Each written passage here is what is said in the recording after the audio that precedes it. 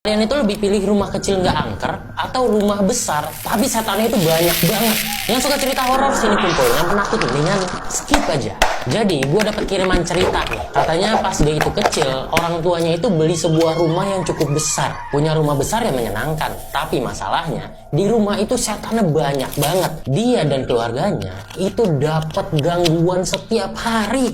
Namanya Revi. Jadi ketika Revi ini masih SMP, bokapnya itu beli sebuah rumah di daerah Depok.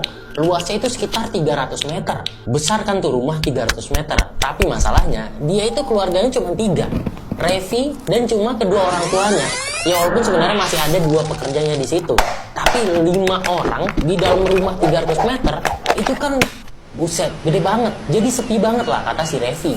Baru aja mereka pindah ke rumah itu selama 3 hari. Di hari ketiga ini ada kejadian yang benar-benar waduh, jadi awal mula semuanya. Sore hari sekitar jam 4 sore, ART-nya, asisten rumah tangganya, itu lari teriak-teriak dari kamarnya ke ruangan tengah. Bikin Revi dan ibunya ini keluar, nanyain ada apa. Di situ ART-nya cerita, kalau tadi di kamarnya dia, pas dia itu lagi sholat, di jendelanya, dia itu ngeliat ada sosok pocong ngintip. Jadi kelihatan kepalanya doang. Di situ ditenangin lah, kali aja nih ART-nya halu kali ya. Besok malamnya, ada kejadian lagi. Supir ayahnya saat itu tuh lagi nungguin ayahnya lagi siap-siap gitu ya. Dia itu nungguin di teras sambil ngopi dan juga ngerokok. Di depan terasnya ini ada halaman kosong, cukup luas juga. Dia nyeruput kopinya nih, terus taruh rokok nih.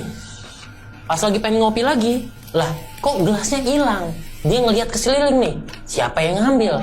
Pas dia ngelihat ke sana nih, ke pojokan di dekat garasinya, ada seorang kakek-kakek lagi jongkok sambil nyeruput kopinya dia tuh. Dideketin lah nih sama supirnya, pengen ditanya ini siapa nih? Pas lagi dideketin, kakek-kakeknya ini naruh kopinya, terus senyum nih ke arah supirnya, terus hilang gitu aja.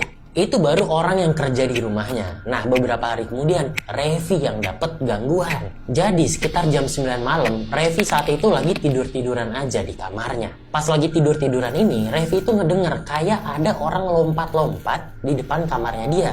Revi pengen ngecek, tapi si Revi itu keingetan sama cerita ART-nya yang ngelihat pocong. Akhirnya dia nggak berani buka pintu. Tapi si Revi ini malah ngelihat lewat celah bawah pintunya. Kalian tahu kan adalah celah segini nih.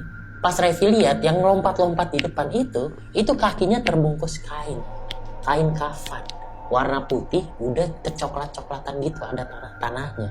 Yang berarti yang lompat di depannya itu adalah pocong. Wah, ini sih bisa disebut the real rumah hantu.